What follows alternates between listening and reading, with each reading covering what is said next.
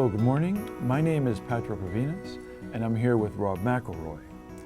I am at Buffalo State in the Art Conservation Department, and today we are going to be looking at platinum papers from the early 1900s. But before we do that, we're going to start with kind of an external examination of what each tin has. Now, this particular tin is from the Artisti, a platinum paper for cold development. And it's got quite a bit of information. It comes from the Platinum Manufacturing Company in Denver, Colorado. It has on the back of it stamped that it's 1 dozen of 4x5 sheets of the platinum paper, what appears to be a B or a category, a quality, and we also have the stock number or the batch number, as well as the date when these were manufactured, which is the 23rd of March of 1906. So there's quite a bit of information in this little tin. Additionally, it offers some advice, and that is to open in an artificial or weak daylight, and it also says to store in a cool, dry place.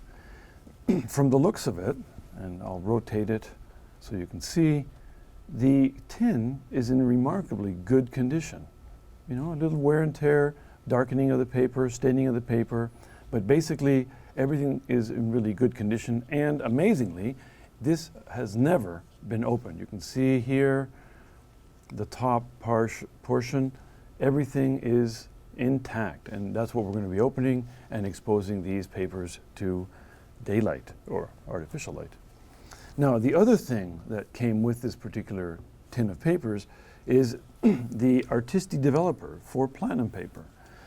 And this one is also really interesting. It is from the same company, the Platinum Manufacturing Company, and it's indicated that it's poison.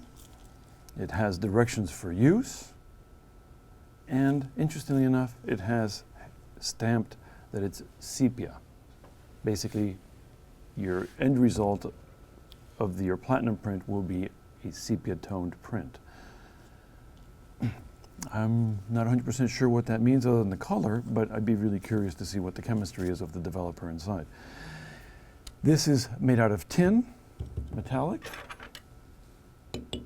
This one is colored silver, or metallic, but is actually a paper or cardboard, and you can actually see the worn out edges of the cylinder, both top and bottom, indicating that it's paper, or showing that it's paper. So it's really interesting to have this.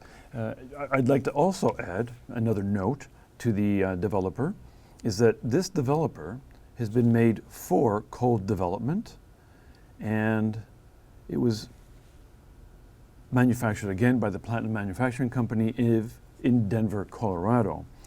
Now, it also has the directions for use, and I'll quickly read them.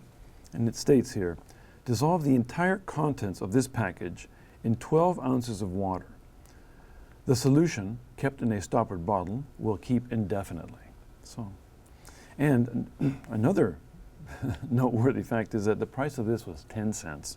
By today's standards, very inexpensive. I'm not really sure how expensive this would have been, you know, in 1906. But anyway, so there's quite a bit of information on this tin, and we're going to set this aside. I did mention before that it's really well stoppered together. There's a paper strip on the outside, as well as what appears to be a dark cloth tape or paper, cloth tape. So we're first going to peel these off and then pry the lid off and see what we find inside. Because the condition of the tin is actually in pretty good shape, maybe a little rust mark there, nothing in the bottom. I expect to see some really nice papers come out of here, but we will see in a moment. We're still dealing with the label, the printed additional printing, indicating that we have what's likely to be a batch number, 03601, and there's a date, the 23rd of March of 1906.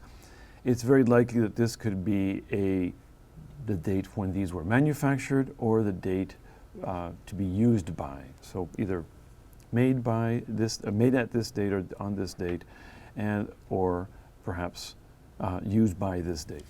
Okay, now I'm going to go ahead and start prying the paper tape off. Everything's going to be done dry, and what's really nice is that it's coming off quite easily, indicating that the adhesive is dry and there wasn't much used.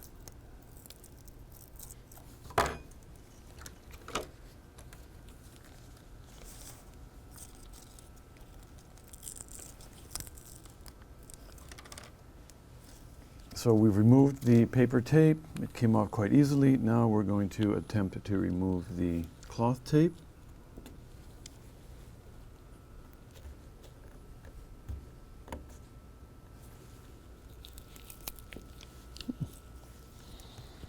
Okay, now that I've started it, it's coming off quite nice and easy.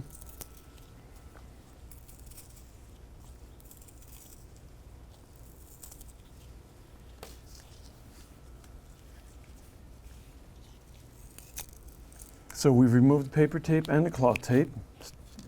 Starting the removal of the cloth tape was a bit complicated, but once it gave, it was easy to remove. Also, the adhesive nice and dry. You can see all the little black bits of the cloth tape. Remove that. Now we're ready to remove the top lid.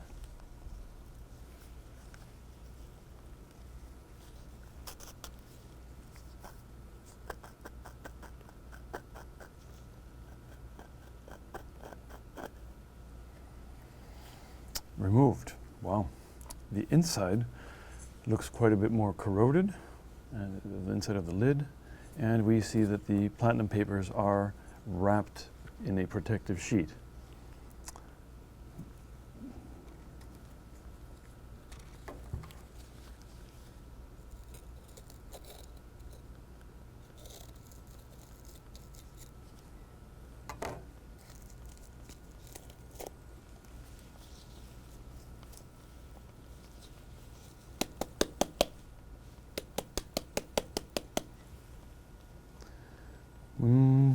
You can see quite a bit of corrosion coming out, so something has happened inside, and trying to remove this is not as easy as I thought it would be. Ah, there we go.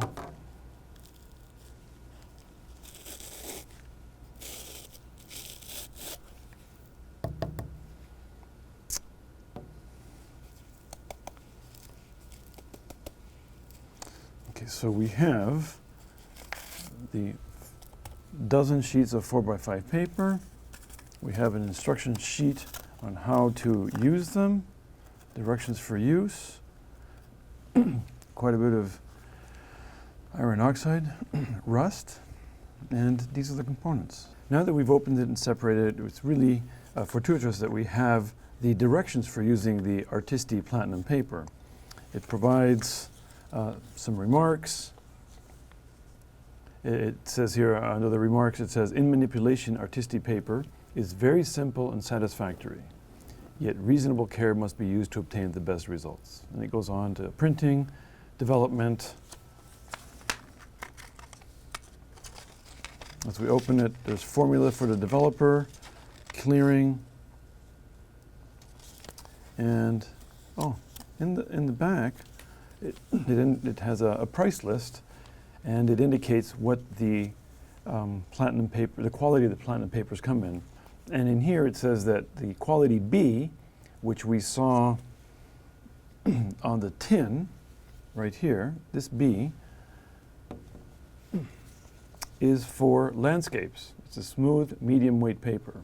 They have 3 or 4 other categories. They have BB, which is for portraits, C, which is smooth and heavyweight, D, rough, medium weight, and E, rough, heavyweight. So they've got 5 categories of papers, and we have the B category for landscapes. And they also have the price and different sizes ranging from 3.5 by 3.5 all the way to roll paper, which is 20 inches wide by 26 feet long. Interesting. For the platinum papers, we have platinum paper number B, which is for landscapes, is smooth and medium weight. And what's interesting to note is that the BB papers, which are for portraits, are also smooth and medium weight. So interesting. It would be interesting to know what the difference is between the B and the BB. BB for portraits and B for landscapes. So that's another interesting note. It would seem to me that they would be very similar because they have the same weight as well as the same finish, a smooth surface finish. Okay, so now we'll go ahead and open up these papers and see what we can find. Now, before I start opening, I just want to kind of show that the outer paper actually looks in pretty good condition. There are no stains. The rusting tin that you see in here, the inside has not affected the paper at all. But remember when we took it out that it was covered by this, and so this set of instructions has taken on some of the corrosion of the tin and thereby protected the roll, the external roll and the roll of platinum papers.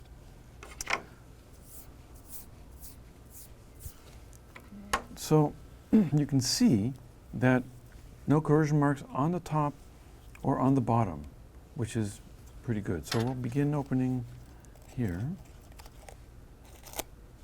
The paper is a bit on the brittle side, so it's going to probably crumble as I begin to unfold and open it.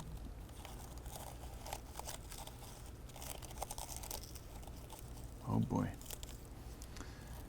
Very brittle.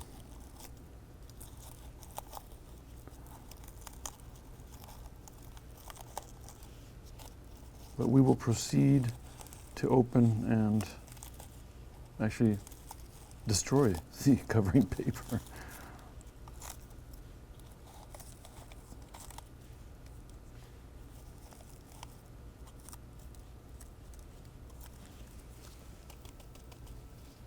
Interesting that some of the corrosion has actually found its way into the center of this little roll. You can actually see down into the roll of papers, and you can see how the paper is not really curved or curled uniformly. It seems to have been forced in. Maybe it was not rolled with the grain of the paper.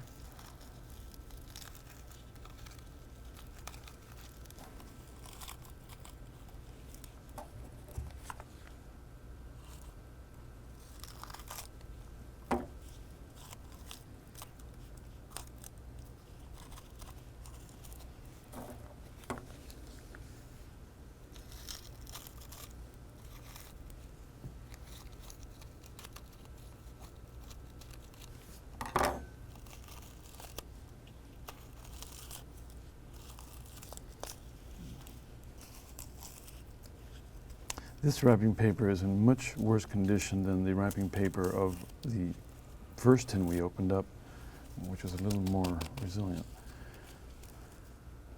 Now that we've destroyed the top and the bottom, you can see the paper was quite brittle, and what's interesting is that